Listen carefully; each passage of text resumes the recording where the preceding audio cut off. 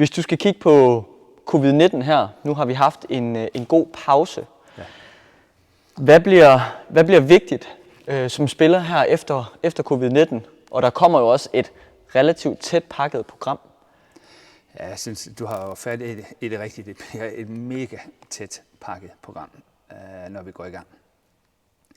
Og jeg tror, at de spillere, som ikke har lavet deres hjemmearbejde, de spillere, som måske ikke har fået træning, alt det fysisk træning, der skal til, de kan godt blive rigtig presset.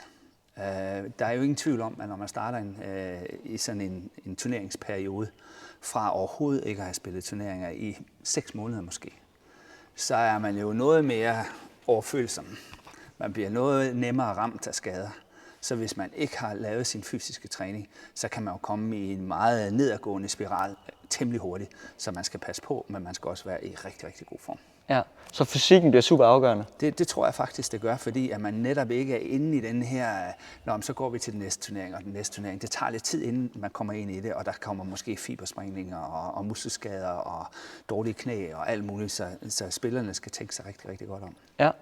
Er der nogen, du tror vil ligefrem have en fordel fra den her 6, 7, 8 måneders pause, hvad det nu ender med at blive?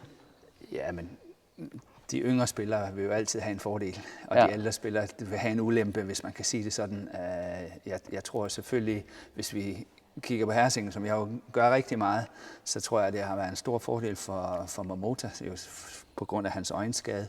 Han får ekstra tid. Shiuchi, på grund af hans ankelskade, og får også længere tid. Anders Antonsen er ung, kommer op, bliver måske stærkere, og var også inde i en skadesperiode. Så bare for at tage de 3 spillere, så tror jeg på, at det godt kan være en fordel for dem. Hvis man kigger på Victor Axelsen, kan det måske blive en lille smule en ulempe, fordi jeg synes egentlig, han var inde i en god periode. Så det bliver spændende at se. Ja. Er der så nogle spillere, du mener, vi skal holde ekstra øje med på sådan den lidt negative måde, at det kan være en stor ulempe? Altså, jeg må sige, for eksempel i herredobbelt med Satyavan og Hassan, det bliver rigtig, rigtig spændende at følge, om de er i stand til at holde niveau, efter at have været ude af, kan man sige, turneringsbadminton i så lang tid, og så har, kan man sige, den fremskredne alder, når vi nu snakker om badminton, som de 2 har. Jamen, det bliver fedt at se. Det gør det. Det bliver spændende. Hvad er det forhåbentlig til september, når showet starter igen?